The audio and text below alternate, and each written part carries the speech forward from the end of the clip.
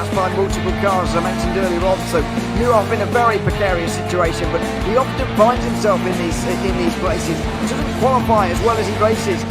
Up front, they are getting with Lee Aberdeen and Luca Varani, not very far apart at all here.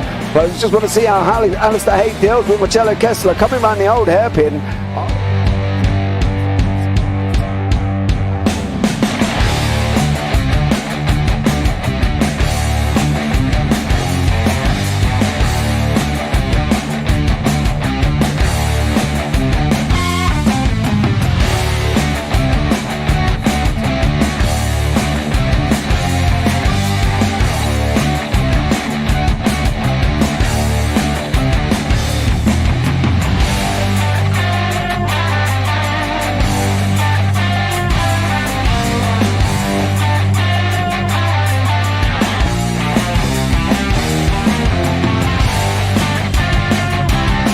I would say it's not the best decision they've ever made, just not having done that under the safety car, really. Yeah, they're taking their pit stop strategies from Ferrari lately or something. What's going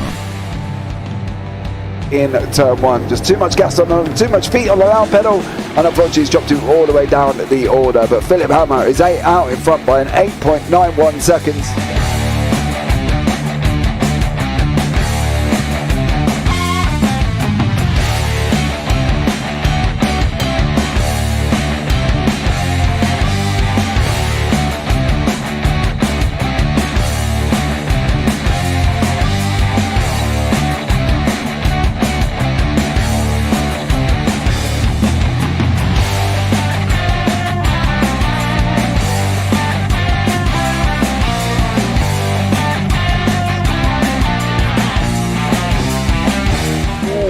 Dan Michael is a wall there, sir.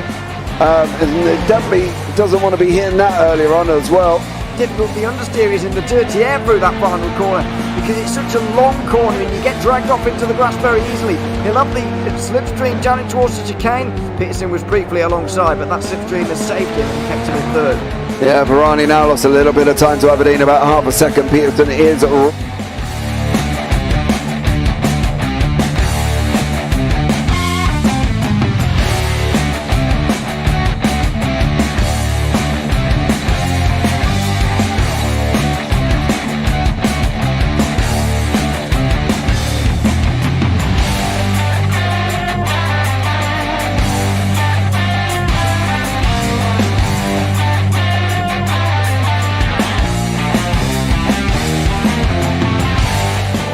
Pike's pushed Morton forward up ahead.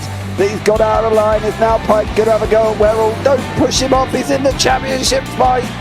Jack Werrell chasing down Carl Jacklin. Further down, Rob Williams and Chris Barnes. Sensational run outside line now though for the heavy braking zone. Around the outside goes the Audi R8. Look how much Miller's caught back into play. Exactly. Miller's still start trouble. He's left on second and change. All of a sudden, Miller's back in play.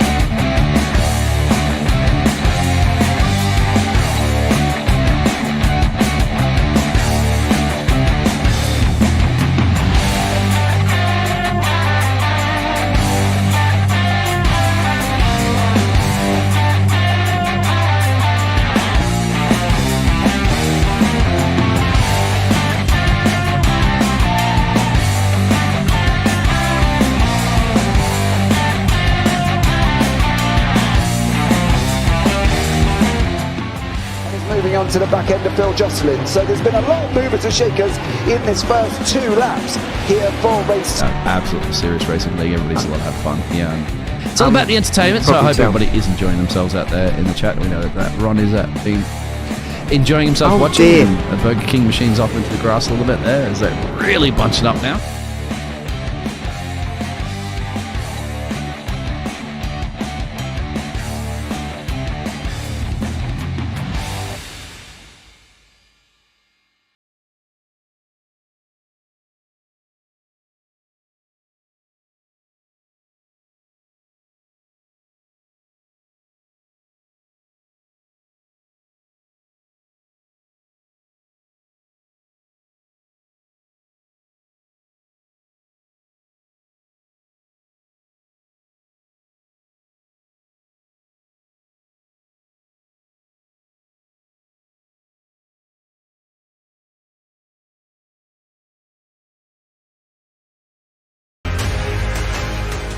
Does he have it? Medeiros is going to get it. Medeiros is going to toss it.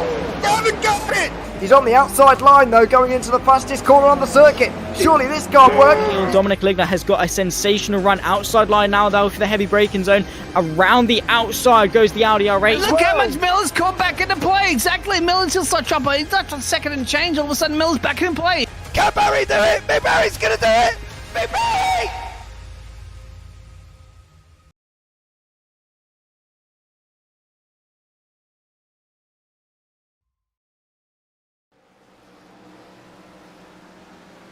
Good evening and welcome back to the Triple Bypass Racing League. It is the Central Machine Shop 185 round 9 live from Bristol Motor Speedway. I am James Parfitt. I'm going to be joined in the booth by Chris Hannigan, who's going to be next to me up here in the booth this evening, bringing us all the action from Bristol. So much love to you all. I hope you are all okay and well. Don't forget, guys, as well, this evening's event is sponsored by Ryan Hyatt. Here this evening, you can get involved with the Racing League for 4 nights of racing. On Sundays, you have Next Gen. Tuesdays, late models. Wednesdays, road racing. And Thursdays are Gen 4. And of course, it is Thursday, so it is the turn of the Gen 4s here as well. All links down in the description below. And you can get yourselves involved in 4 nights of epic action here this evening. As for the scores, this is the current scores on the doors. After 8 rounds of racing, Carl Griesick is out in front on 285. He's got 2 wins, 4 top 5, 6 top 10s, and has started 7 races. Then you got in second place, you've got Dustin Barton on 247, Jason Benson on 246 with Al Corey on 228, Sid Kishishian on 226, Justin Bentley in 6th on 202 with Mark Herzog on 193. Matthew Perezzini on 176 and John Campbell on 172 with John Crutchley on 171. Then you've got Joshua Kona on 154, Zach Rufflesberger on 136, Chad Bear on 133 with James Lawson on 131, and Clay Cantrell is in 15th on 118. So there we go, that is the current scores here this evening, guys, as well. And now it's time we bring in Chris Hannigan into the booth with me. Chris, welcome in. How are you, young sir? Hey, good evening, James. Good evening, everyone. Welcome to Bristol Motor Speedway, Thunder Valley, as it's called here in Tennessee. It's one of my favorite NASCAR tracks. They call it a half mile, but I think it's actually 5.33 or something to that nature. But what's cool about this track, James, is, you know, they've always said it's like flying fighter jets around your living room. It's so fast, it's so tight. You can't really see anything around the corners as you're driving around. These cars go in, they got the windscreen, they got the roof and the hood in the way. They can only see so far around the corner with the banking. So you're really kind of picking your line as you go in, and you kind of mash the throttle and hope it lands on the other side when you come out. The banking on the track progresses from I think it's like 22 degrees on the bottom, and it swoops up and gets a little thicker as you go higher, so, or a little bit steeper as you go higher. So you'll see drivers running different lines. Right now you got Ben Harkin, birthday boy, by the way. Happy birthday, Ben. Welcome to the show. Running the high line, showing us the fastest way around the track. It's not the shortest, but with all that extra speed you carry down the straightaway, it's definitely giving you the most run and the fastest speed around the track. Exactly, and that's one of the things we've noticed just sitting here watching practice as well. There's been a lot of spins where they've come off that high side and they've dropped down onto the inside. Now, as you can see, Ben rubbing the wall there. He's Chastaining the wall currently. Oh, a little too low that time. Yeah, and I think that's the thing, isn't it? The sideways down draft is as they're coming sliding down, is going to cause havoc for everybody else who's underneath them. Well, you know, the fastest way to drive a stock car is to have it be as loose or oversteer as possible, right? You want to be able to have that car flick into the corner, get on the throttle, and it rotates itself. And anytime you've got the banking that changes abruptly, especially coming out of a corner like this where you got a real steep bank angle, it flattens out really quick, that back end's going to get light. It's going to want to come around on you. And as a driver, you got to anticipate that, turn back into the slide, and actually hope you get it just right so you don't smack the wall coming out of the corner every single lap. Yeah, and that's the thing. And with such a quick lap as well, we were looking at lap times that were like 14s at one point, and then they got out to 15s. You know, they haven't got very long here. That's the thing. They've got 185 laps currently as well. We're running with 3 tyre compounds, 1 fast repair. They do estimate, though, I think this is the interesting thing, that fuel will last about 120 laps. The question is, how long are they going to be able to take the tyres here? And is the wear something they need to be worried about? Because obviously, they're doing 185 laps here. Are we going to see stops under green, do we think, Chris, here today? It's tough to say, James. We've got to see when we get into the race. But, there's obviously such a big speed differential between the new tires and the old tires. If you do put new shoes on these cars in the pit stop, as soon as you come out of the pit, you're going to be so much faster than everyone around you.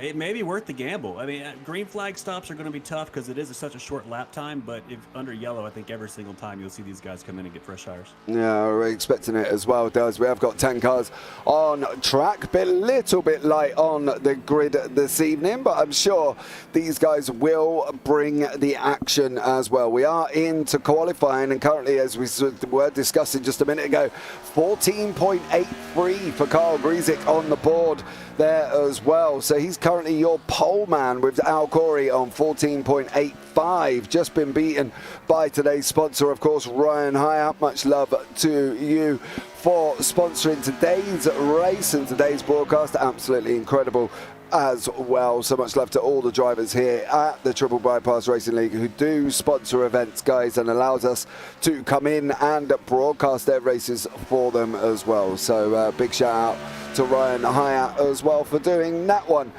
It's going to be tough here, isn't it, as well, Chris, because of the way it is. Am I reading that times sheet right, that Kyle and Ryan has set the exact same lap time? Yeah, give or take 14.83 at their best times, yeah. Yeah, man, so that's they're tied for pole right now. That's I guess first driver sets it wins, right? So that's pretty insane. But it's everything happens faster. 185 laps, it does go by super quick. You see Kyle still running his laps here. Looks like trying to get a faster time. But yeah, 43.80 or 14.83 is the fastest one. I did take a peek back at last season when they ran here. At least in the race, the fastest lap was about a 15.1. So they're already more than a quarter second faster. Of course, they're running qualifying trim now. We'll see what kind of race times they put out. But absolutely, James. Everything happens so fast here. You've got to be ready to react both to accidents and strategy as things happen on track. Well, this is the thing. We'll jump on board with Carl here. You can see we're already into turn 1. They are going to be lifting, getting the car hooked up, and then they're going to be straight back on the throttle again.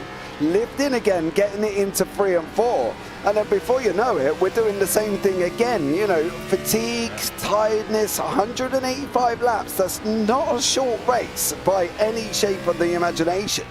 Yeah, if you look at the way he's driving it too, it's like he might be coming off over here just as I say that. But you notice coming out of the corner, you see that little bit of oversteer we're talking about, just as you call it out at the top of the show. A little bit of correction back to the right every single time coming out of the corner. And again, as a driver, your job here is just to point the car into the corner, maybe drag the brake a little bit, slow the car down, and they see he's getting ready for another run here. Down the brakes a little bit, down the turn, a little bit of oversteer, nice correction there.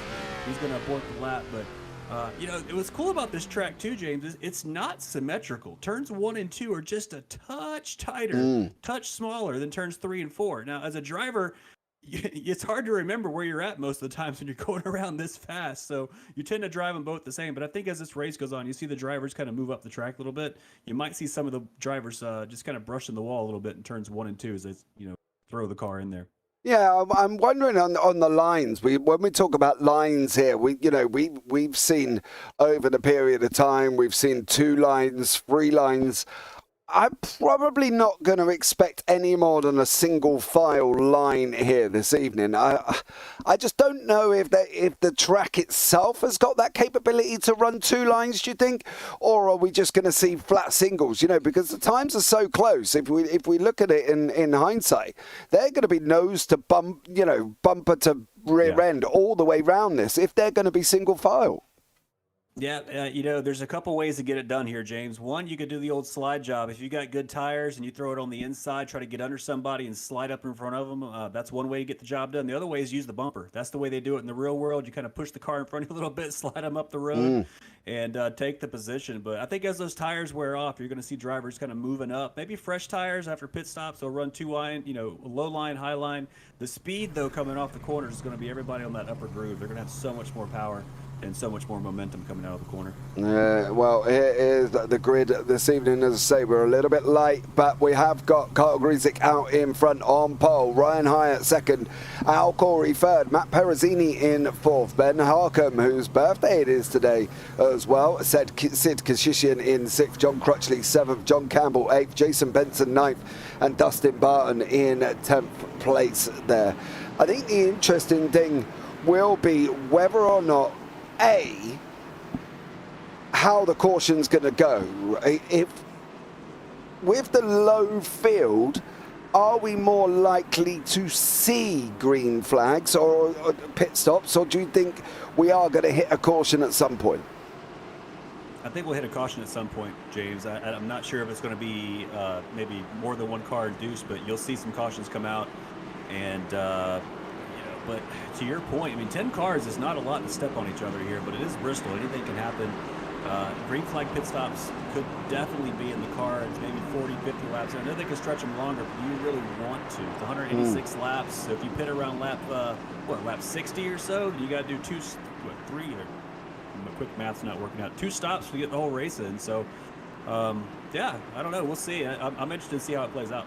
Yeah, definitely, and I think this is one of the things with ovals as well. We can specify that Kyle Griesick is in pole, but the way this banking works, the aggressiveness of it, the up-down of it as well, he might not be in pole by the end of the first caution, but never count him out here, guys, as well. You never, ever know, but we are going to be getting ready once more to go green. It is the start, and we are up and running for them. Central Machine Shop 185, and already Ryan Hyatt has jumped Griesick straight away there. Further back, you got John Crutchley on the high side with car number 42. Jason Benson trying to come underneath him with John Campbell and Dustin Barton at the back there as well.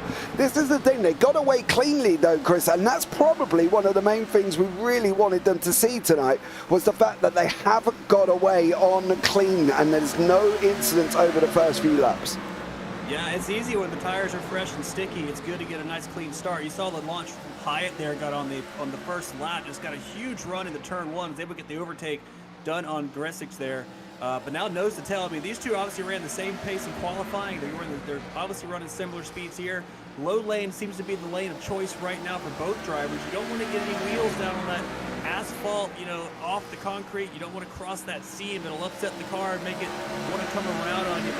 But look at Kyle get a huge run. He's going to go to the high side here, try to get that big run off the corner. You see the gap in the middle corner. Watch it close up down the straightaway all the way down. Is he going to try it again through 3 and 4? He absolutely is. He might have a run coming off turn 4 here, James. Yeah, he's going to try and go around that outside line. He's doing the up and then he's coming down, getting that slingshot motion around the back of Ryan Hyatt, sticking to that inside line. It's going to take a couple of laps here, but I think Griesick's going to get that run on the outside now as well. That high line is working. He's going straight in, he's going up and coming back down and then slingshotting off past him as well. And Ryan Hyatt still trying to carry that inside speed there, Chris. He's trying to run that inside line, trying to take the shortest route. But Kyle there just had it, didn't he? He sure did. I mean, you see Kyle move down after the overtake there. That's interesting. I'm surprised they're not staying on the top. Top lane's probably a little better for the tires, too. If you're anticipating a long green flag run, it's not as sharp as a corner. You shouldn't burn the tires as much. But now look at the gap that Kyle's already pulled on Hyatt here. Slowly pulling away. They're both running the low lane. I'm honestly surprised Hyatt hasn't moved up to the top already. I mean, we're only a handful of laps in here. Yeah, I'm surprised he didn't do the same thing, not using the same line. Matt Perezzini is at the front of the next chasing pack. This consists of Ben Harcombe, Al Corey, John Crutchley, Jason Benson, John Campbell, and Dustin Barton there. Sid Kashishian has entered into the pit lane already, but he is back out and running as we've got this 10-car field here. But unfortunately for Sid, it's looking like these leaders are coming onto the back of him very quickly here. It's that thing we talk about within NASCAR as well, within the blue flag rule. You know, we know how it affects road racing and all the other fancy jazz. Doesn't really affect NASCAR here. I'm not expecting Sid Kashishin to jump out of the way here, but I'm also not expecting him to be a bit of a nuisance. And I think that's one of the things that people quite don't get here with the NASCAR blue flag rule. No, it's, you know, in NASCAR, if you're a faster car, you're expected to be able to do the overtake. If you're faster, just go around them. And especially a track like this, you saw how Hyatt held the inside line, just kind of kept running his line, and then Kyle went around the outside. So I think if you're an overtaking car here, you definitely just got to run the overtaking line, which is the upper groove. And honestly, James, I'm surprised not more drivers are, you see, going for the overtake here. Ryan looking trying to get back on Kyle a little bit here. Looks like he's getting a little antsy, wants to move up. So they're moving. You see, they're not both running down at the very bottom. They moved up just about half a car length as these tires starting to wear down. And he settled back in. Look like he was taking a peek there for a second. Maybe he's trying to get his head a little bit through the mirror. But you're right. Yeah, most times you don't see lap cars move out of the way. They will, you know, not be a nuisance as you try. That's a good way of putting it. But they're not just going to roll over and let you buy as well. Yeah, I think that's one of the things, partly because due to the fact that, of course, one of the things I have noticed over broadcasting NASCAR as well, it doesn't matter if you're a lap down at the moment. One caution, you could be on the lead lap. Next caution, you could be in the lead. It's so varied. And I think that's what people don't quite understand, especially over in Europe when we talk about NASCAR and we talk about the racing. You know, we're so used to having Formula One put on us every single or every few weeks or every week or whatever, and then of course we've got the touring cars that are also put on there as well. People don't get the left turn round in a circle over here in Europe, especially in the UK, but there is a lot more involved in it than just turning left, isn't there? Oh, there's all four wheels are in motion. I promise you. It's very different. It's one thing running by yourself. It's another thing running with other cars around you, and especially at a track here like Bristol. You can see the mind games here between Kyle and Matt. Or excuse me, Kyle and Ryan. I apologize. They're both running similar lanes. We saw the overtake done on the outside. You see that? Look at the lane that Kyle P1's running here. He's kind of coming in about half a groove higher into the middle of the corner, and then he cuts down at the end, getting that kind of angling and diamonding the corner to keep the speed on the straightaway, because that's where you get the overtakes here. You've got to have the speed coming off the corner to complete the pass down the straightaway before you get to the next corner. As long as you have that extra bit of speed coming off, again, just kind of runs that middle lane, cuts down at the end, you're going to see that it's impossible to get alongside somebody and stay there before you're on the brakes for the next corner. Yeah, exactly. And I think with the shortest of laps here, we can see we've got two different lines running at the moment with Matt Perezzini and Al Corey. Corey's just shot round the outside. I'm expecting the 45 here to follow him. And there you go. He's through. Ben Harcum's through as well. And Matt Perezzini is on that inside line. Doesn't seem to be working currently either for him. And I'm quite surprised that he hasn't decided to come up, as you say, that half a lane width away from that inside line, because the likes of Corey Harcum seem to be running that almost that middle line. I'm surprised Perezzini's not thought, well, I'll do the same thing. Is it kind of he's stuck in the ways that he wants to run this race? But really, as we say, the middle upper line seems to be a lot quicker. Well, here we go. We got Corey trying to make an overtake on the inside of Harcum. And you see, I mean, he's getting it done. He's getting the speed into the corner. Now you want to slide up a little bit, kind of block that outside line just like that. You want to cut him off coming out the corner so you can't get the run back on the outside coming out. And now you're going to see Perezzini here trying to make the overtake as well. But look at the speed coming off. You got to get the loop done going into the corner. But yeah, you know, it could be a setup thing too, James. You know, some of these setups may be more dialed into the low side of the track versus the high side of the track. But you see, as these tires are wearing down, you're going to see more lines being developed. I mean, the rubber looks like it's also kind of building up on the low lane, so it might be giving that low lane a little more grip. But here we go. We got Matt trying to make a move on the birthday boy here. Ben's going to keep running the high lane. Doesn't really look like he's getting the drive off the corner. Didn't get any drive off the corner right there, as Matt Perezzini here just gets the pass done. And he's pulling away rapidly here. I wonder if Ben's got a problem. Maybe did he tag the wall or something? I didn't see it. He's pulling back quite a bit. Yeah, he's dropped back quite a lot. I didn't see him hit a wall, but then, as we say, they could be so slight that we don't catch, obviously, that moment of impact, unfortunately. But he did try that whole like Greasic line going up and down, and then it kind of worked for him. But now it just seems that the line that he's on at the moment is not really giving him an impact on Perezzini in front of him. You know, Hyatt here has now dropped away from Greasic at the same time and has dropped into the hands of Corey. It looks like Corey's got this car dialed in for these longer runs, because we are only 31 laps in. And I say only because it's obviously a 185 lap race, but that time has blown by, and at the moment Al Corey seems to be the man who's got the bit between his teeth. He wants to go past Hyatt now. He doesn't want to be sitting there. He doesn't want to kill his momentum. He's got to be looking at trying to clear him, and there he goes round the outside. And at the moment Corey's looking a little bit tasty in this one. Yeah, it should be easy pickings here for Corey to go around the outside. You're going to see Matt follow suit here if Ryan continues to run that lone lane, which he's doing. So the 24 car here is going to go around the outside. As long as Ryan holds his line coming off the corner, it should be good. And there's the overtake. So Ryan goes from P2 to P4 in just a matter of a lap here. But, you know, James, we're talking about the tires. I think it's something to bring up here. Remember, sticky tires are good tires in a place like Bristol. We've only run, I think it's 30-something laps at this point, and the last lap times here for the leader, 15.9. Remember, he qualified 14.8. His best race lap is a 14.8. So you're already losing 1 second per lap, and you're doing about 4 laps a minute around here. So if you're losing 4 seconds a minute on these tires, if you want to do the math on that, think of the pit stops. You come in for a fresh set of shoes on, you know, you run some laps, you gain quick time. I don't think you're going to see it under yellow until these tires are about ready to burst, but or excuse me, you're not going to see it under green until these tires are about to burst. But you're seeing something, you know, cars like Ryan falling back here, and maybe that setup's not good for the long run. It's good for the short run. He was given a good pace for the leader, but as those tires wear off, that car's starting to really fall behind a little bit. Yeah, he is. He was one of the first men into the 16s, and he's one of the first in the 16-1s. Campbell behind's on a 16-2. Greasix has just touched the 16s, but Corey has not touched the 16s and is now running alongside Greasic, and it just shows that early stint from Corey here is kind of working out for him. Maybe when we were talking about Perezzini running that low line, that we thought he might have had an issue, but he just might have been doing a great job at saving what tyres he has got. Now, generally, to obviously save tyres, you would run a high line, but it seems to be working out for Perezzini and Corey here, because the others have slipped into the 16s. Harkin's not quite into the 16s either. He's running on the 15.87 at the moment, so he's another man that's on the move and kind of keeping up with him. We've discussed it as well. It looked like Harkin had a hot problem. Did he hit the wall?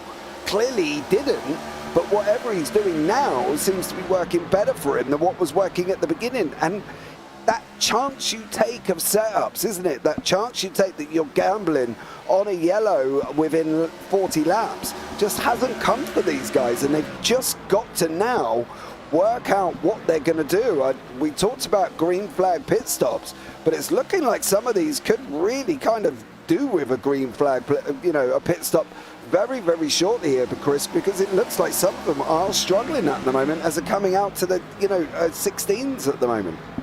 Yeah, there's a lot of layers here involved. I mean, the tires wear off. That means the setups become more critical as far as the settings, the suspension settings, and tire pressures. They all play a big part in how the car's going to handle when the tires aren't great. But also, you got to wheel the car around here too. These drivers, these cars are a lot harder to drive at a track like this when the tires are wearing, especially if you don't have that setup really optimized and those tires are wearing unevenly, right? So if you got the right front really wearing down, but the left front still basically got a good bit of rubber on there, that's going to change the balance of the car going through these corners. You see Barton here putting a whole lot of wheel in there. He's straight to run up and on the corner behind the Stay Puft car. I love that livery. That's fantastic. His 24 goes by. You see that's going to be the new race leader. Matt Perezzini goes through. And, you got the setups play a big part. You saw Matt and Corey and these guys really holding back on the first 20 laps or so, saving the tires. A little bit of a rush of the wall there. But yeah, you save the tires for the long run, and now look, you've got the speed, you've got the car, you've got everything you need to put in some decent time in this race. But James, we're already almost a third of the way into this thing. Yeah, that's what I mean. We haven't been going very long, and they're very short lap times, and we're already 50 in here as well. These guys have done a stellar job. We haven't seen, I'm going to touch wood as much as I can here, we haven't seen one caution. Griesig's now dropped down to 4th. Harcum's moved that we did say he was going to on one, and he has moved now, put himself into 3rd place, with Corey running in 2nd, dropped back about nearly a second over Perezzini in front at the moment. So Perezzini, Corey and Harcum, excuse me, are looking at breaking away from the likes of Griesig, from the likes of Hyatt, and especially Campbell. You know, we're starting and seeing them getting into that lap traffic already. The likes of Benson, Barton and Kashishian have all dropped laps here. You know, could this be a whole field lap by the leader? They're lapping everyone at the moment. I think it's possible. I mean, again, all 3 of these drivers, Prezzuti, Corey, Harcum, all 3 of them did not have the best start when you compare it to people like Kyle and Hyatt. You know, they had a great start on those tires, but maybe they burned the tires off as a result of that. Now they're dropping back. Playing the slow and steady game seems to really be at play here. I'm wondering what the pit stop strategy is going to be like now. You know, we talked about at the top of the show, there's a couple ways you could do this. You could run the fuel all the way down and make a one green flag stop for the whole race and be done with it. But are tires worth the gamble to do a 2-stop for the race? If you're not thinking there's going to be any yellows, you want to go ahead and run this thing down. You get about to lap 60, lap 70, you're a third of the way into the race. Go ahead and put a fresh set of shoes on there and go back out and run another stint. Or, you know, do you wait for the yellow and just drag it out till that happens? I'm not sure. I need to go back and look at how much fuel you need to get to the end, but I thought they said, was it 90 laps or so to get to the end on the tank? Yeah, I think they can get to, I think, who was it earlier on? Somebody did a run for us just to give us a better 20 laps. So, yeah, so 120. That's going to leave them 65. So they've only got to go halfway on the tank here. But it is definitely looking like this yellow that people seem to have been gambling on is not going to happen. They're just not going to be able to do it. And now they've got to sit back, as you say, and think about whether or not tyres is going to be a best one here or not. Harcum's now drifted out to that top line again. Still running 16.16 here. Corey's on a 16.4. The times are dropping. Barton's in the 17s. So surely the likes of Dustin Barton has got to be looking at trying to do something here, because he's losing time quicker than my tap would have a leak in. I'll tell you that much. He's struggling here. Yeah, like I said, I think as these tires wear off, I think you're going to see more and more drivers moving to the top of the lane here and running that upper groove. But you've got to have confidence in the car to do that, because you don't have a whole lot of room between you and that wall. But the good news is, if you do have something happen, there's not a whole lot of room to slide up and hit it, so it's usually not that hard of a hit. A nice little battle going on here between Barton and it's like Benson and some other folks, and they're just clicking off laps. But you're still, you're not halfway. You're still relatively early in the race. You're just kind of clicking off laps, trying to get the feel of the car, and maybe come in and make an adjustment on the pit stop if you kind of got a feel of how the long green flag run actually is going to feel and how the car reacts. Maybe put a little more cross wedge in it or something to tighten it up. But yeah, up front, I mean, there's still a good battle up front between Prezzuti and Harcum. Half a second now. And Corey's in the pits. Yeah, Corey's dived in. Yeah, Corey here. Al Corey has dived in as well. I think, to be honest, I'm surprised more haven't. I've got to be honest. The likes of Ben Harcum seems to be doing a great job with his tyres at the moment. He pulled out 2 temps over Perezzini. Yeah, Kyle Griesig is in. So there you go. You're about a third of the way in the race, like we said. Maybe go for the 2-stopper if there's not going to be any. You know, this it doesn't matter the fuel. I mean, you can go to the end on 1 tank here, but I think you're going to need more tires in the meantime. So pit stops are underway. Now, are you going to have to? You got to react, I think, unless you want to stay out as long as you can. Hope for the yellow. If the yellow does come out, you're going to be in a great spot. But every lap you stay out, you're going to lose at this point. I mean, a couple seconds almost. So it's only going to take a matter of time to run you down. Yeah, I think that's the thing as well. We were looking at, 14s, early 15s in qualifying. When they're hitting 16s at the moment, you know, you can see their best lap times right at the beginning of a race there, 14.96s, compared to now where they're running 16.4s. Go and put boots on. You're going to come out and you're going to be gripping like crazy. You're going to be in that 14, 15 range. You're going to be pulling times out.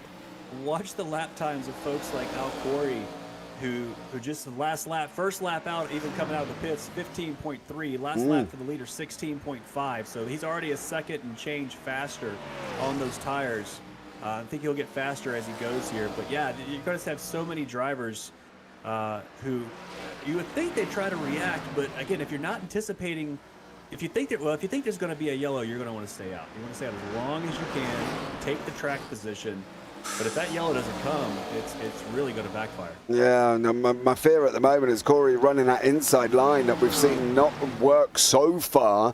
I'm not saying as it rubbers in, it's not going to work later on, but he's still running that 15.1 at the moment. His last time 15.25, so he's lost a little bit of time, but then there was traffic in the way, mind you. But he's going to be coming out, and he's going to be absolutely barnstorming this at the moment. Perezzini's in, Harkham's in as well, yeah, which we said they've got to be doing it. It's something, you know, they can, they've got to go they can go 120 on fuel, which means they've got to get to at least 118, 19, 20 before they think about coming in, and then they're just going to be, you know, flying to the end. But at the same time, you think 60 laps, you're going to go in at 120 while you're putting fuel in. You might reach 180 before you might possibly look at running another stop. But I think, to be honest, they would be doing a lot of tyre saving in that point before they didn't have to do that third one. Yeah, I think you'll be surprised. I'll be surprised if we see some blistering laps here. You probably want to put the tires in conservation mode, like you said.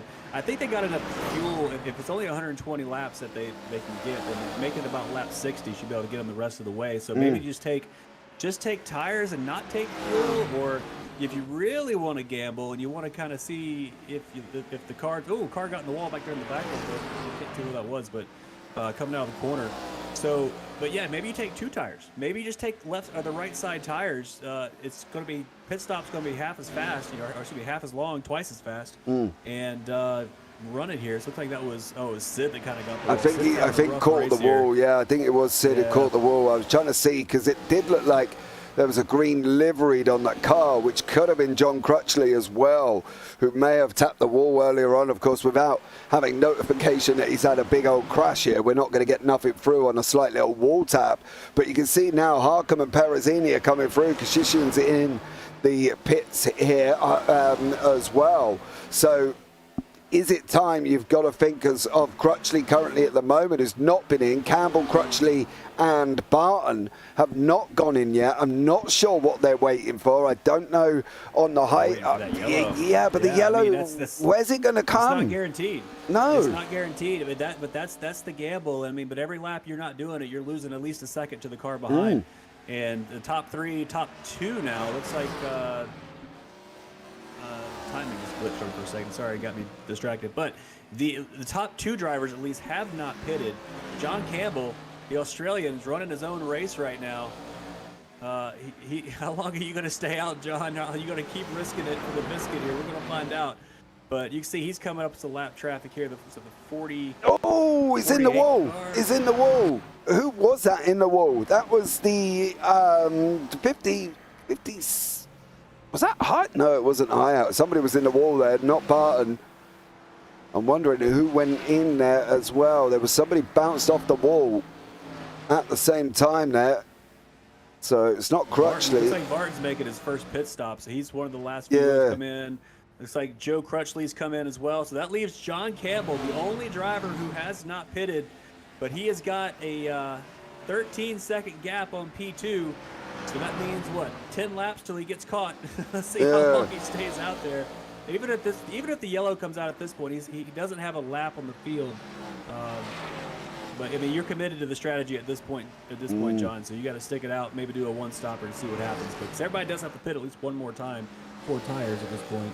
Yeah. I think the race you're watching right now, though, is going to be Al Corey, who's ahead of Kyle Gertz just right now, and they're basically the net leaders after John makes his pit stop. I think they're going to be, aren't they? You know, the problem for John at the moment is he's being caught hand over foot here.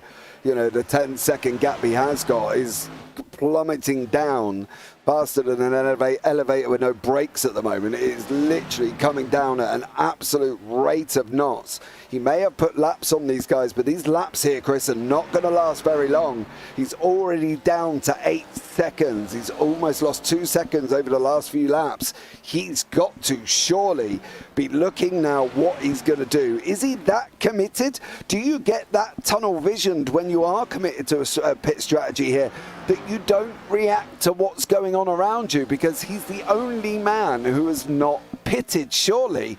Something in that car, he can see his relative, can't he? That gap coming down, you know, he's down to 6 seconds. I know 2 minutes ago we were talking about 8. At this point, you're committed. You're whatever strategy he's on. If he's going to run until the fuel's out, and that's what he's going to do, you're committed. 'Cause if you pit now, you're going to lose so much time. So here, you're staying out as long as you can.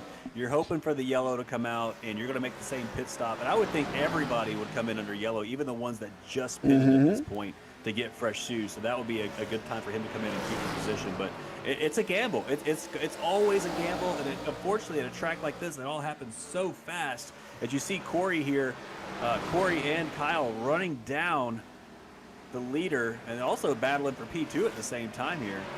See, it's like Kyle's going to run that high line that he likes in that wannabe Napa car. I like that livery. That's awesome. As he runs the middle of the high lane, it looks like Al Corey's kind of reacted. Oh, they're both kind of diving down in the corner. Big diamonds there coming out of the corner. It's a good way to run this track.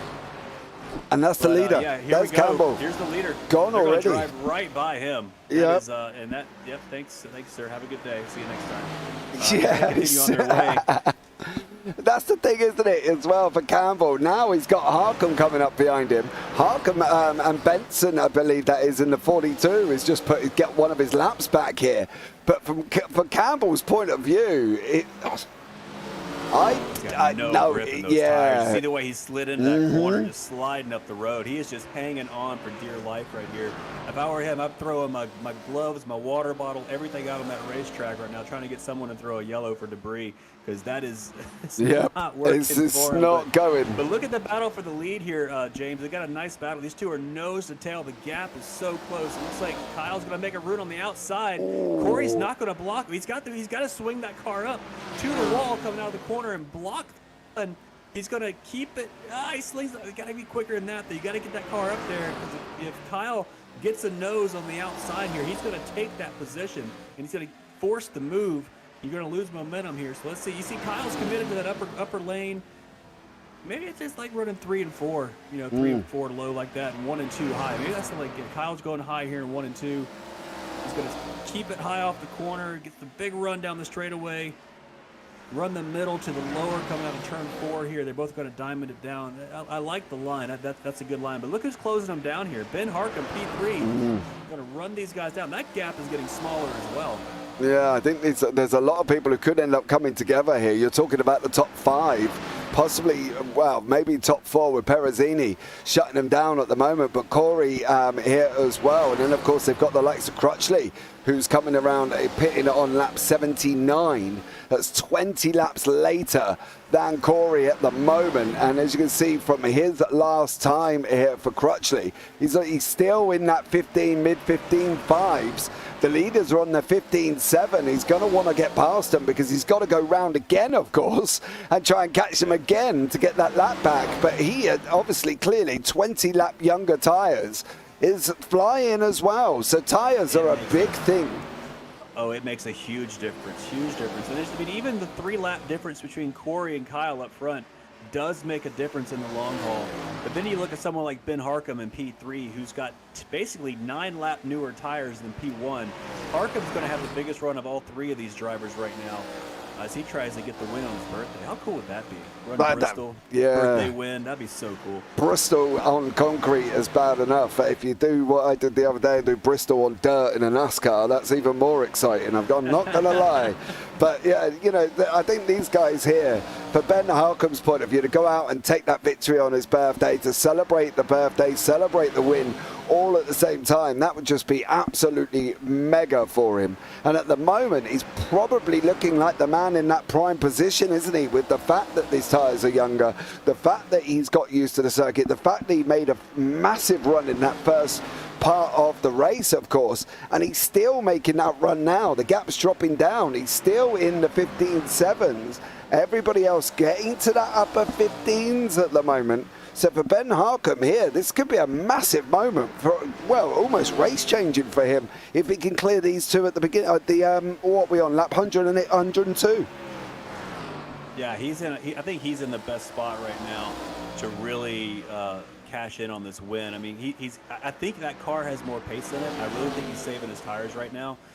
With 10-lap newer tires, I think you could run down those cars a little bit quicker if you really wanted to. But I think he's playing the long game. You still got, what is it, 80-something laps 82, to go here, yeah. 83 laps to go, yeah. So you're going to have to pit again.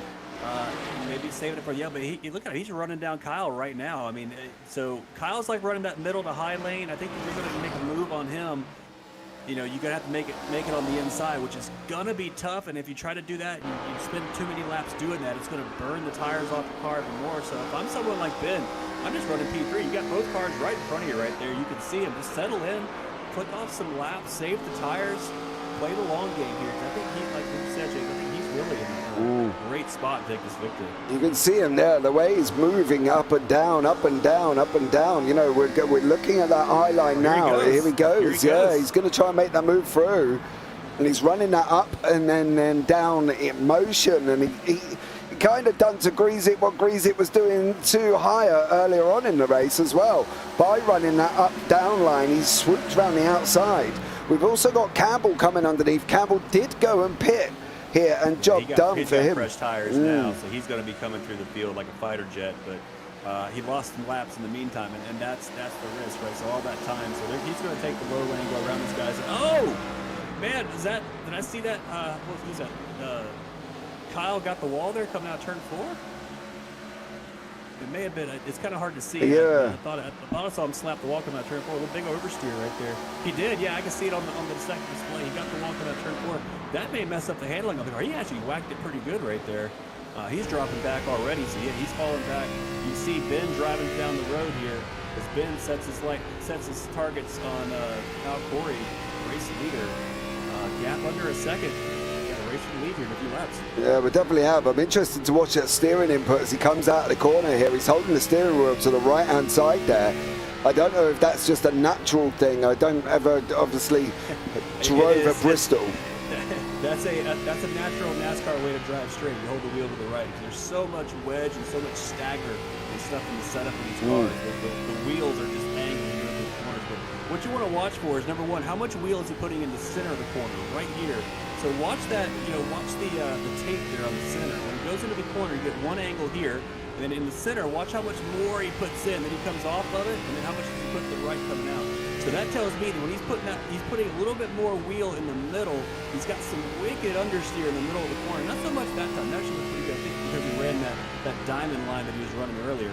But watch here, kind of goes in, big crank with the wheel right there. He straightens it back out so he gets the power on. A little bit of understeer in that car. May have been from the wall. He hit it. Oh, he's done it again. Another one right there. Yeah, it's just got that understeer in the middle of the corner. That big middle corner push. But yeah, that's a good way to kind of tell is just watch the different angles as we go through the different phases of the corner. I think that's one of the things that obviously for him he's going to be trying to stay away from, that progressive damage model that ended up coming in a couple of seasons back as well.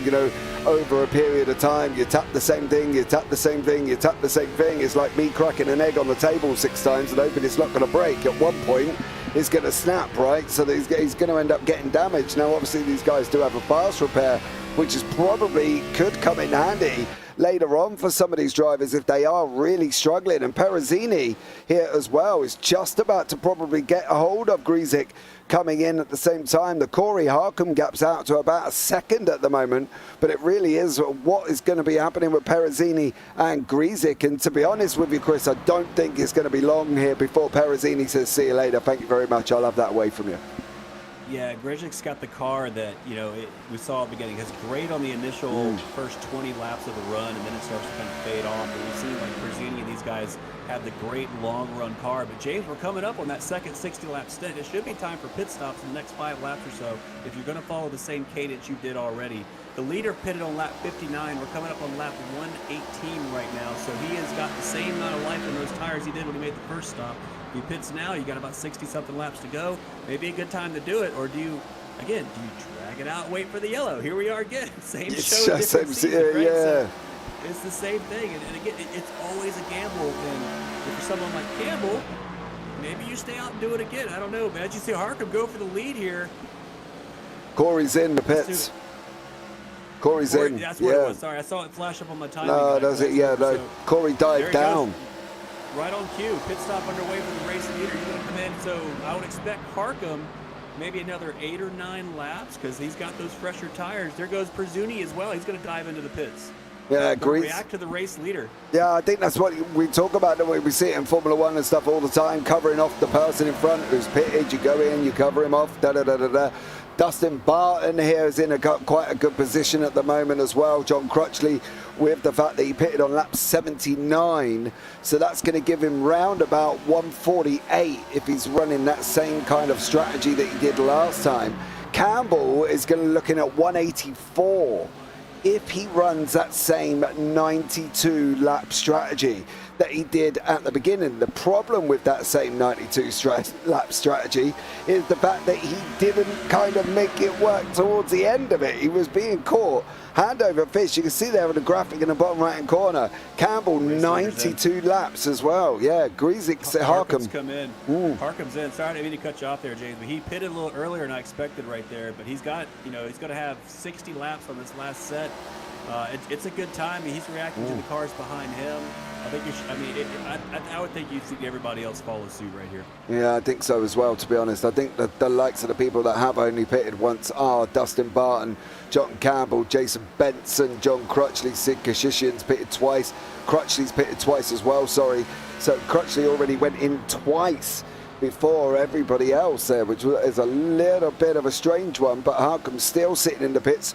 Hyatt is now catching through. Campbell's obviously making his way back through the field here as well after going out on 92. You know, he's still technically on baby young tyres here. He's not got into quite the teenage stage of that tyre yet, as he's only done 35 laps. So he could be one that could be a little bit of a dark horse here, with the fact that obviously that longer stint, if he comes out and takes the win here, Chris, me and you are going to be eating our words like an absolutely, trooper. Dude, I'll tell you, if the yellow comes out, it's possible. If the yellow comes out, it's going to equalize the field and reset everything. But we haven't seen one, so you're seeing this kind of road course style strategy work out right now, which is honestly not that common on the ovals.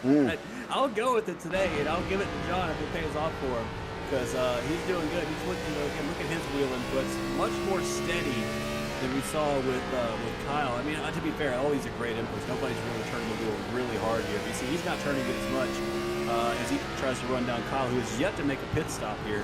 But it should be pretty easy pickings to get past Kyle. He goes to the inside, gets that move done. But yeah, I mean, if he runs about another 10, 15 laps and he's still up there and that yellow comes out, he's going to be in a great spot. You know what? I'm so worried that if anybody's gambling on a yellow, they're not going to get it. We've seen them go in this league as well. They've gone full laps without one single yellow. And at the moment, as you can see there, the 78 just go breezing past us like we were stood still. It's like a different class of car because of the fresh tires are so much faster. It's insane. Kyle's into the pits. He's the race leaders coming in. That leaves Ryan Hyatt, the last of the leaders, not to pit. I would think Ryan would react any moment now. Yeah. He's losing time if he's not doing it. Yeah, exactly. His time's out at 32, and Al Corey's sitting in third at the moment, 15.21 for Corey. The thing is, for Hyatt, it was on a 16.29, so that's a second per lap here currently that he's likely. Oh, no! There we go. Campbell's giving, and it was Campbell involved in it. You hate to see it. I mean, Corey got in the back of Campbell right there coming out the corner. I'm not quite sure what happened. Maybe Corey checked up a little, or Campbell checked up. Let's see, going in the turn, I think it's turn 1 here.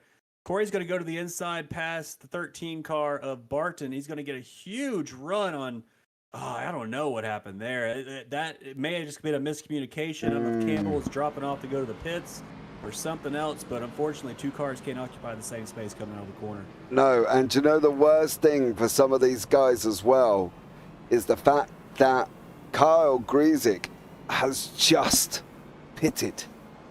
He's only just pitted. The big winner here is going to be Ryan Hyatt. Ryan Hyatt is the only car in the lead pack that has not pitted, so he's going to get a free pit stop under yellow. The other cars are going to go around. I need to refresh myself on the oval pit stuff, but the Bristol has a long pit lane. I don't think he's going to lose a lap though.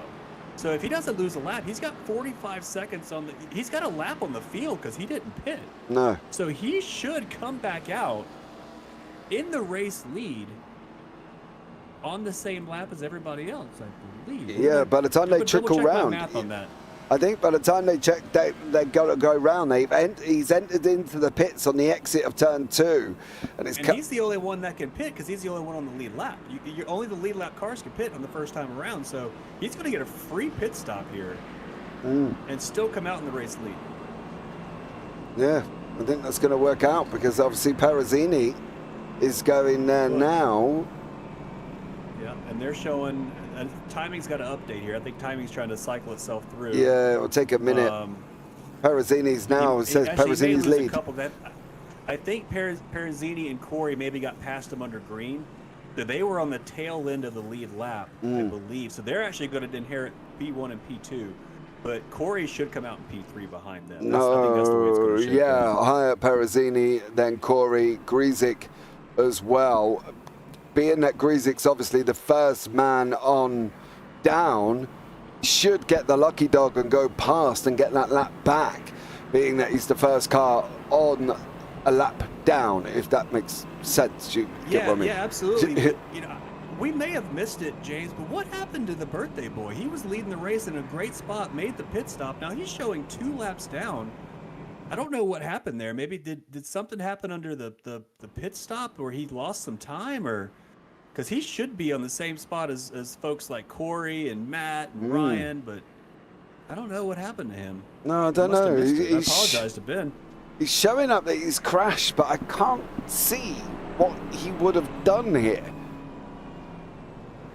I think it would have been before the yellow came out. Yeah, for sure, but I don't think he ever really, rejoined the race in the right spot. But we can try to find out maybe after the race what happened to him. So tough luck for Ben there. We've got 50 laps to go here. Should be good on one set of tires, but the other thing, nobody pitted, but Al Corey. He's the only, Ryan Hyatt. So he did come out in front of him.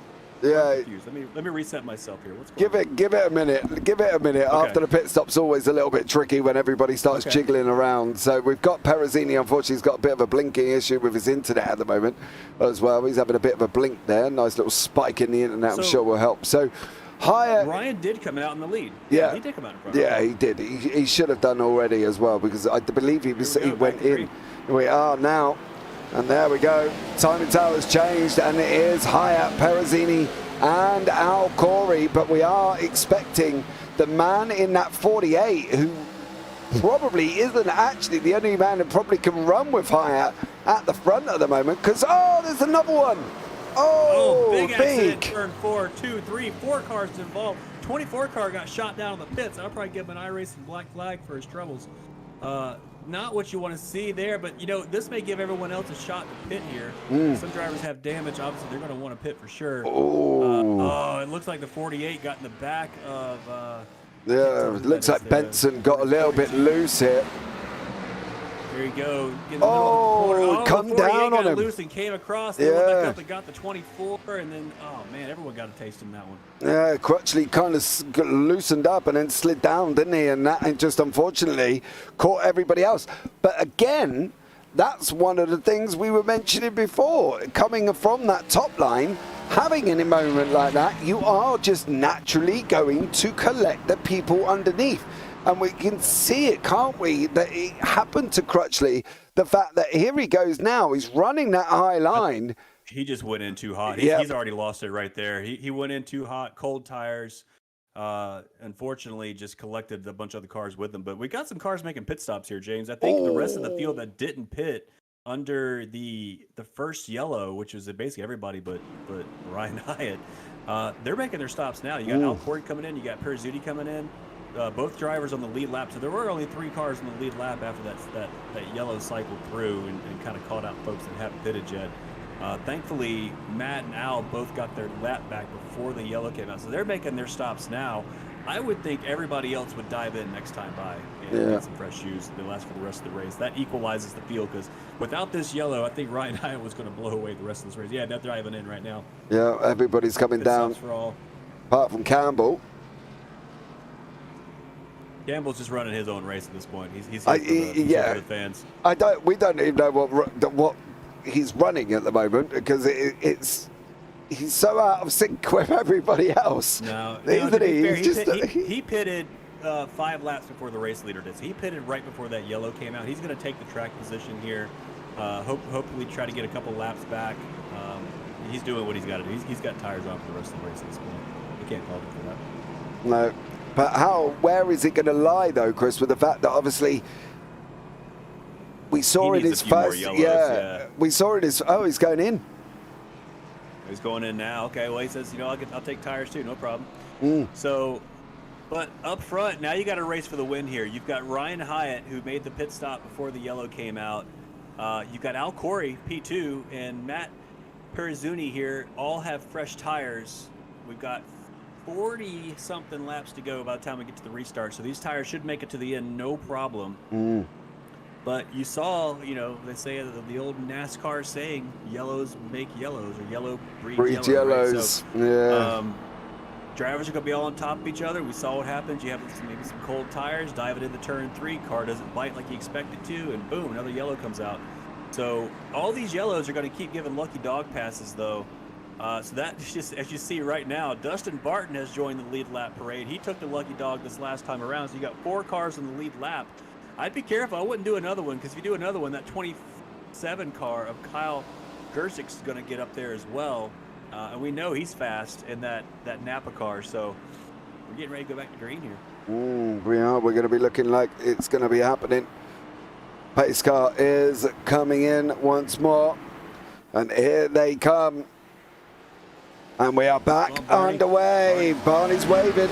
Job done for Barney. We are off and running. Hyatt, Corey, Perizzini, Barton. That's where we're expecting the fight to come from here, Chris. Is this going to be correct? Whoa, man, that was close there. Perizzini's trying to drive up the road there a little bit and cut off. I'm sorry, I was looking at the different cars. That was Barton there in the back, getting squeezed.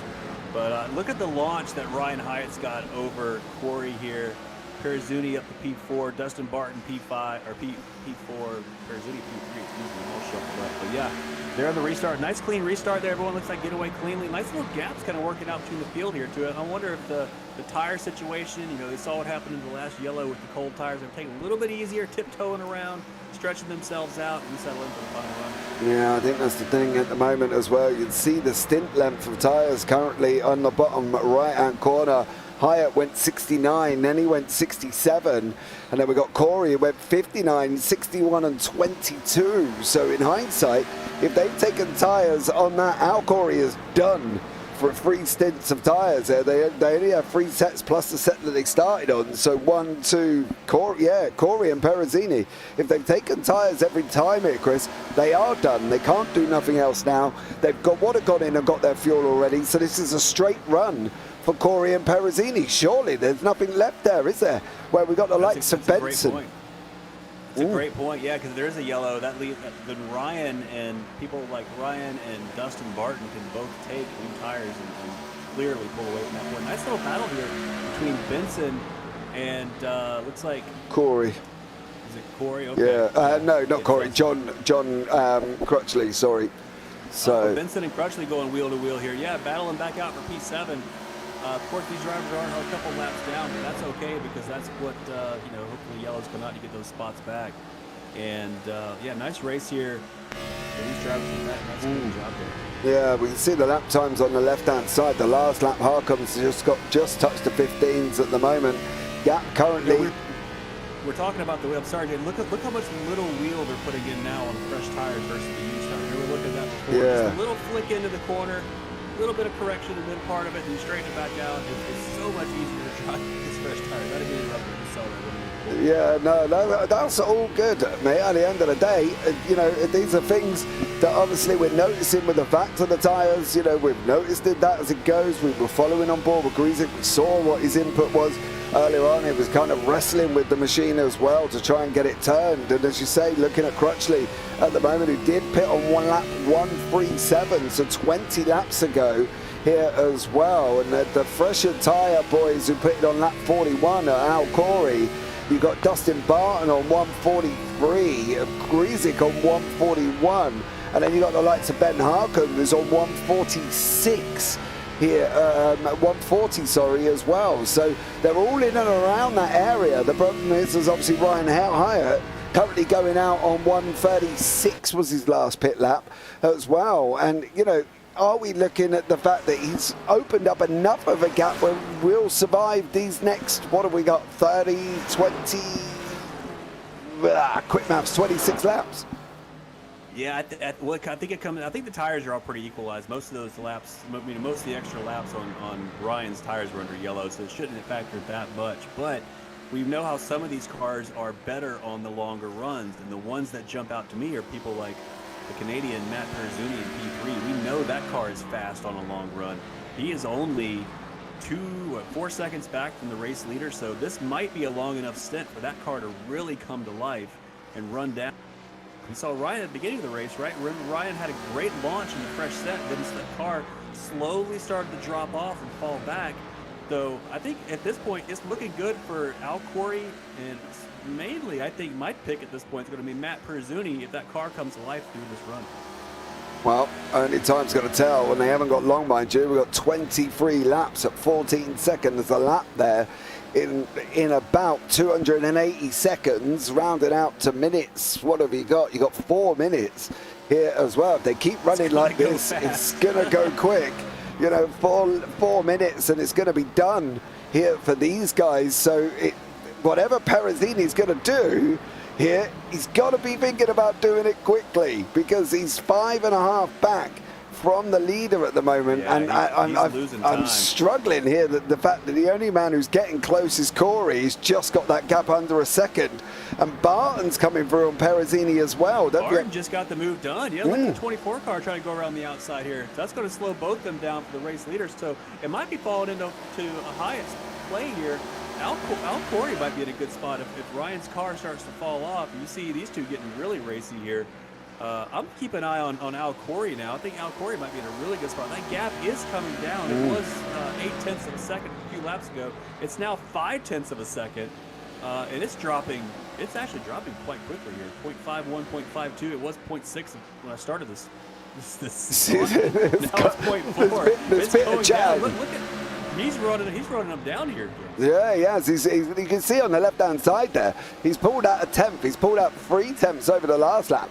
That's 4 tenths he's claimed already. We've got 18 to go. The problem now is going to be how is Hyatt going to defend this here? He's got to block. I think his tires are going. I mean, his car's falling off. We've seen that setup just doesn't last more than 20 or 30 laps, and that's where we're at on this run.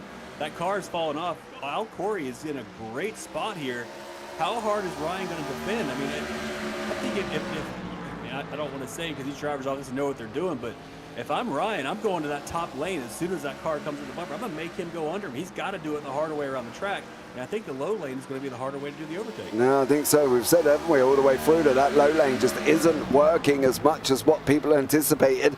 You know, we talk about the shortest route. Yes, it is the shortest route. Don't get me wrong. But at the end of the day, when something's not working, you don't keep doing it. You know, it's the first sign of madness when you keep. Right he's going to get him. So close. He's got to decide. They're both running the low lane. You got Corey's just kind of breathing. I think maybe he's just going to bide his time here. God. That was so close. Oh, he didn't block him off. His job done. I think it's going to be job done. I don't think Hyatt come down quick enough. He's got the option now. Yeah. Look at the run. Stay on that upper lane. Get that run off the corner. That's all you can. Oh, they're so close. Stay in the upper lane. Don't let them by. Keep that momentum off the corner. Make him work for it. Make him burn those tires. Turn that wheel. Stay right in the middle of the track. I mean, Hyatt is doing everything he has to do, but Corey is hungry for a win here.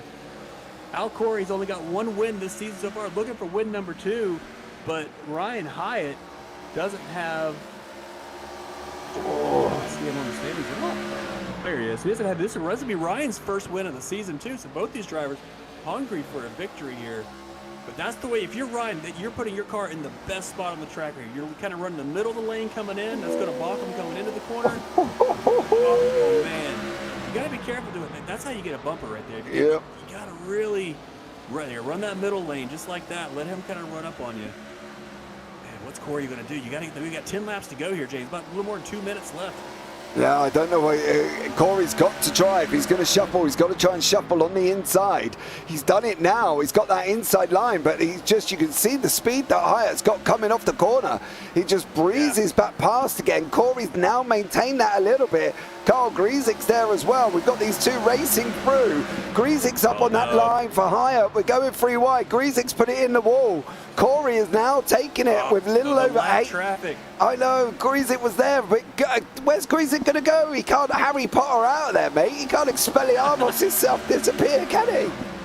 There he goes. Al Corey, lead of the race, 7 laps to go. Lap traffic maybe playing a little bit of a factor there just to kind of take the confidence out of that upper lane. But now Corey's just going to drive away. Look, he's almost a second down the road.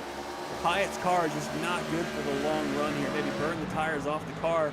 Yeah, I don't think he's any threat from just Dustin Barton down there in P3. How about a run for Dustin Barton? Started in 10th place, up to P3. What a run for the Canadian. Yeah, I'm looking at the fact that Crutchley and Benson are going at it further down as well. I've got to try and keep an eye on the leader, of course. We have got 5 laps, so it's going to take about 1.5 minutes.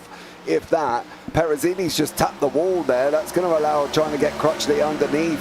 Crutchley, oh no! He's going to caution it. There it is. No, no yellow. They're still going. Oh, there he goes around. Can he save He's got to it? try and stop it. He's still fighting it. The leader is in the wall. Corey's in the wall. There's the Corey. Hyatt goes by on the inside. Gets it Oh, done. he's out down. Oh. Yellow flag is out. What just happened? Chaos. Oh my goodness. I mean, we saw All right, it. boys, slow it down. Gather your thoughts. Slow down. Are you talking to me or the drivers? Okay, let's talk. I'm talking to the drivers. Let's talk strategy for 1 second, James, real quick. You got 3 laps to go. Do they do green white checkers in this league? They have to, right? Yeah. Okay, if you're someone that has a fresh set of tires, Ryan Hyatt, Dustin Barton, you're going to the pits right now. Remember, you're going to get 2 laps of a second faster car. There's only 3 cars on the lead lap right now. Go in, get fresh tires, come back out, and go for the win. Because I think if you're Al Corey, you don't have any more sets of tires. You're committed, and you hope those guys don't pit. Yeah, you got 2 green white checkers. There you go. Ryan Hyatt's in the pits. There you go. Right on cue. Race leader into the pits. Going to put on a fresh set of tires for the green-white checker. Let's go, boys. Dustin Barton's going right there with him. Everybody pitting that can. Al Corey's going to stay out. He doesn't have any more tires to use, but he is going to be a sitting duck on this restart. You're going to make that car as wide as you possibly can to let these guys by, but I don't know if you can make a car wide enough. Who's it going to be, Ryan Hyatt or Dustin Barton? We know how fast Ryan's car is on the restarts. Oh, that was Corey. Wow, what a good bit of driving from Corey right there. Yeah. My goodness. That could have been a plane crash and a half right there, but nice job. Nice bit of driving there. Yeah, I'm excited for this finish, James. This is gonna be good stuff. Yeah, it definitely is here. The problem is it started off, of course, with the Benson incident as well. Was obviously they were sliding, weren't they? And he was trying to save it. And then all of a sudden, Perezzini come through. Corey went through in the lead and ended up in the wall, coming off the back end of that incident as well. So it was all going off a little bit through the middle there. So, yeah, there was a lot going on over lap 182. One last thought before we shuffle and figure this out. Your championship leader, Kyle Gershnick, right now is in the pits. I don't know if he's got damage or if he's actually pitting for tires, but he should get the lucky dog if he comes out. But I think he might be repairing. He's still in the pits. He might be repairing damage at this point. But if he came out on the lead lap, he would be a contender for this thing as well. But I think he's actually, he must be repairing. So take that, everything I just said, take it out. Scrap that. Nobody saw a thing. I'm trying to work out all the strategies in my head before we go back. So Al Corey's in a great spot right here. Al Corey's in the lead spot. Dustin Barton and Ryan Hyatt, which, by the way, Dustin leapfrogged Ryan on the pit stop. So Dustin is going to start on the outside of the front row, which is a great spot to do this restart. He is looking really good. So how hungry is someone like Ryan going to be, though? How fast is that car going to be on the inside lane? This is going to be fast, and 30 seconds of racing here, James. Are you ready to call this? This is going to be nuts. I'm not ready, but we'll give it a go as best as we can here. The prime spot at the moment should be Al Corey's, but he's on a lot older tyres. Don't forget, he's on 42 lap older tyres than the Dustin Barton under the 13, Ryan Hyatt in the 75 there as well. So be prepared. This is going to go quick, and this is going to be very, very quick. The pace car's in within 30 seconds. We're going to find out who's going to take this run here at the Central Machine Shop 185. Corey got big to see that as well with Hyatt. He got an absolute Here comes Ryan. We're under caution. Must have been an incident in the back. They're gonna throw that yellow off. It's like the 7 car, this P7. Oh yeah, I think it's further down actually. Perezzini's already round here. I don't know what happened there. He had fresh. He just came out and did a pit stop. Just come out and did in the pit, didn't he? Hold on a minute. What kind of happened? Let's find out what happened to Perezzini here. Oh, he's binned it on the way out. Oh no!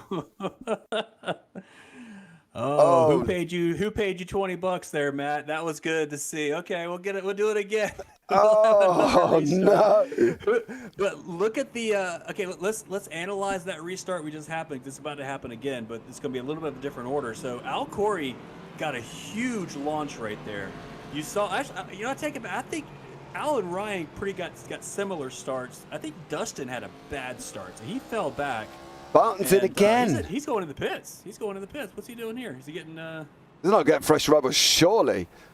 I don't think he has any more tires, unless he didn't change the set earlier. But if you were Corey, I don't know if I'd be diving in as well, though. To be fair, I don't know. Maybe he's doing one of these things where you dive in, you bump all your tire pressures up, you put a bunch of wedge in it, and you set the car up for a 2-lap run, almost like a caution run, and come back out and just throw the wheels at it.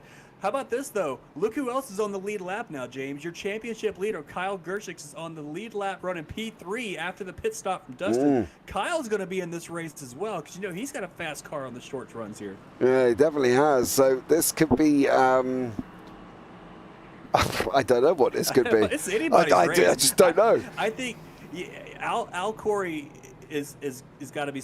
I mean, all these drivers are sweating like mad, I'm sure, right now. Just this is a physical race to run. But... Al Corey's a sitting duck right now. It's going to be between Ryan and Kyle, I think. I want to see Al hold on to it. I think that'd be the coolest story if he could pull that off and keep that car in front for 2 laps. But maybe Ryan and Kyle get a huge run and go past, or maybe they take each other out. Who knows? I mean, anything can happen here in Bristol. No, that's it. We've got a blank page for the last chapter of this story that we have told here, and it has been up and down here as well. So I got a funny feeling pace car is going to be in not at the end of this lap, at the end of the next one, of course, before we go. Now, the interesting thing will be whether or not that first run on that first yellow we just had on 182, is that going to count towards the first green-white checker, or is there going to be not one more? Because this clearly is going to be the green-white checker, but is there going to be one more after this? Yeah, if they're running 2, I think that first one would have counted, because I saw the lap timer stop moving down. So that was definitely a green-white checker start on the last one. So if they're doing 2, this should be the final start here. And the race will finish as we finish on this run. So they're going to start lining up 2 by 2 here. You're going to see Al Corey on the inside lane here is going to try to defend against Ryan Hyatt on the outside. Dustin Barton, your championship P2, is going to be on the inside of your championship leader, Kyle Gershik. So top 4 cars in play here. Lead car is going to be the target that everyone's going after. He's got the oldest tires, the slowest traction at this point, but he's got the opportunity to dictate the start and get the jump. So bring us home, James. Yeah, well, you're going to see now. The interesting thing, Grzyk was not able to take the 4th place start where he was, of course. Corey's backed him up. I don't know if that was a good idea. Corey's backed everybody up, and now he's going to be underway. We are going to be with 2 to go. Corey's out in front. Barton's coming round now as well. The man who just gone into the pits took another set of tyres. But here comes Hyatt. He's trying. Final lap. This is it, the You gotta final get that lap. car, slide job. Slide it up in front of him, hold him up there. He's trying to keep him up against the wall. It's not going to work. He's got too much of a run. Ryan Hyatt to the race lead. Oh, Hyatt's going to take it. We're going to come over the line. That's it. Hyatt's going to get it. Get it there. Barton got second, and Corey took third. Barton's run. What a finish. Oh. What a finish. Man, Barton got a great run on the outside there coming to the line. Yeah. Here's the pass for the race lead, though. You got that upper lane. That's the lane to get the move done. White flag you see from Bernie there, and all you need is to get a little bit on the straightaway. If you got him on the straightaway, you've got him in the corner too. And he throws it in there. He's got the grip, gets on the power early. There's nothing Corey can do at this point, but you're not looking in the mirror. And here comes Dustin Barton right behind. He even got the wall right there a little bit, but it doesn't matter. He's got so much speed. Look at him throw it in the corner. You see Corey backing off a little bit because he's got the car in front of him, but look at the run Barton got off the corner. What a move. Oh. Right across the line. Look how tight he's even hanging on. I don't know. Did he that looked kind of interesting, but it looked like he didn't get that. I'm so confused why it registered him that he did pick that up there, because if you have a look when he comes across the line, Corey's nose is actually in front of his over that line. Look at the gap on the timing, James. Look at the gap on the timing. It's showing them dead nuts, same interval. It's 0.00. So I don't know. Maybe race control can look at that after the race, and they may make an adjustment or two. But yeah, what a race! That was good stuff. You only got 10 drivers, like you said earlier, but that's fine. Racing was top notch. Great job by the drivers. Ryan Hyatt in first. It has corrected itself now from my one screen to the results here. Corey did get it over Barton. Then Griesick fourth, Harcombe fifth, Perezzini sixth, Benson seventh, Crutchley eighth, Campbell ninth, and Kashishian in 10th place there. That final lap drama was just absolutely unbelievable, and I just you just can't put that into words. But I tell you what we can do. One man who will be able to put it into words for us here as well is your race winner, Ryan Hyatt. Ryan, welcome in. Thank you so much for joining us, and congratulations on the win. Thank you all very much. Ryan, it looked like you were wheeling that car all the way around the track. Maybe the car was good on the, it wasn't quite great on the long runs, but on the short runs, you had the pace and you had the speed to get the gaps. And when that last yellow came out, you kind of been licking your chops looking at Corey ahead of you who had those older tires. Yeah, once he told me, or I came down pit road and he told me that he didn't have any tires left, and I was like, oh boy. And then restarted third and we got that other yellow, and after that, once I knew I had the high side, I was definitely licking my chops. Yeah, definitely on that one. We knew Corey run out of tyres. We saw it on the pit strategies count earlier on as well. It was a tough race all in all. You were battling away. You were sitting in second at the start there as well. Was you expecting the likes of Corey and Barton to be around you, or were you expecting, Carl Griesick, Matt Perezzini to be in and around you at the end of the race? I knew Rafter or Al Corey would be there. He's very good at saving his tires. I expected Matt and Kyle to definitely be there. And I know Barton, he can be pretty quick. So, it's just a toss-up on who can save the best here, especially since last year this was a way tighter setup than the last season that we ran here. Yeah, definitely on that one as well. And a great job from you, Ryan. Congratulations on the victory there. Anyone you want to give a shout-out to before we let you go? I just want to thank my grandpa, since he allowed me to sponsor the race as well with our machine shop. Mm-hmm. So if you need any machine work done, hit up Central Machine Shop. Okay, well, I will do. I'm in the UK. I don't think that's going to be quite possible for me. Where's the shop at, Ryan? I'm down in Georgia. Maybe I'm closer. Okay, well, we're actually in between Bristol, Virginia, and Abingdon. So we're from Bristol, and this is my home track. So always a great time to run. Awesome, man. Congratulations. Great win. Thank you. All right, next up, then we'll have a chat with Al Corey, the man who come over the line, scraped that second place on 44-lap older tyres than the people around him. He just held on from Barton. Barton had the run on the outside. Corey managed to take it by an absolute nose. It was like watching a horse race here as well. Who could get their nose in front? It was Al Corey. Al, welcome in. How are you, bud? My disappointment is immeasurable. Do you think you should have pitted on that second yellow?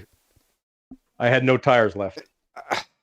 Yes, actually, that is true. Sorry, my mistake. Because yeah, so I was, my bed was made, and was there 5 laps left to go when the yellow came out? Yep. So I had it in the bag. Ryan wasn't going to catch me, and then that yellow came out, and Ryan had tires. I did not have tires, so that was all over. But the crying at that point. To be fair, sorry, James. To be fair, Al, you did a heck of a job holding him off for the first lap. I was rooting for you to hold him off the second way around, but as soon as Ryan got that highlight on you there, I was like, I don't know if he's gonna be able to hold this off. Yeah, my only option was to put him in the fence, and I wasn't going to do that to the race sponsor for the win. Smart play. You thought that one through. Yeah, you definitely had a thought about it, though, didn't you? For that brief moment there, Al, you thought, could I really? Could I? Yeah, I mean, I felt like I was owed that one, but no, fair enough to Ryan. He played it great, and I'm really glad that he got the win on the broadcast night. So thanks a lot for doing the broadcast, as always. We had a bit of a light turnout tonight, summer Thursday, but that's okay.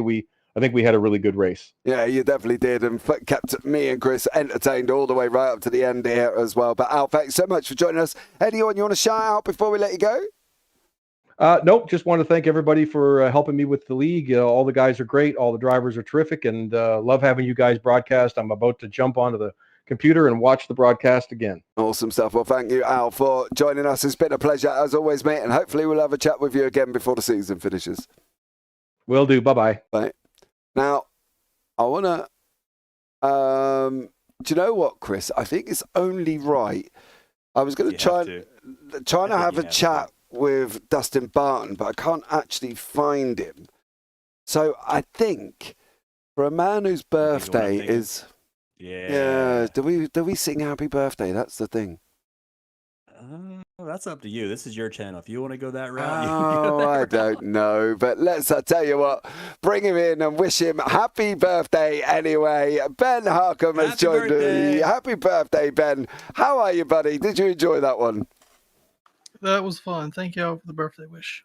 No worries at all there, mate. You know, at one point, bud, I thought you were looking strong. You were looking like you were going to take it. You were diamonding it off the corners, up and in, up and out. You were doing it all. So what happened later on in the race then to find yourself in 5th place? Still a good finishing position. Probably not what you were hoping for on your birthday. No, was looking for that W tonight, but the pit road police got me tonight on one of those times I pitted. So that was a good 70 seconds right there. Yeah, we were watching and we were rooting for you. We saw you come in from the race lead. It's like he's going to be in a good spot coming out. Next thing you know, you're like, oh, he's 2 laps down. What happened? So we knew something happened. So I'm glad. Well, I'm not glad that happened. I'm glad you're able to tell us what happened. So, well, happy birthday, brother. Appreciate it. P5 is P5, no matter how you shake it. So what have you reached, Ben? Have you reached the dizzy heights of me up in your 40s, or are you still in your 20s? I just turned 24.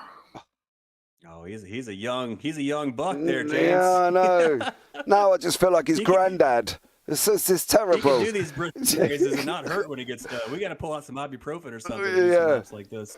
You wait, Ben. I don't know. My hands are pretty sore right now. Yeah, you wait till you start waking up and find a new pain somewhere else that wasn't there yesterday. I'll tell you that much. Then you might reach to the age of where we're at. I'll tell you that. But Ben, look, it's been great chatting to you. Anyone you want to shout out on your birthday?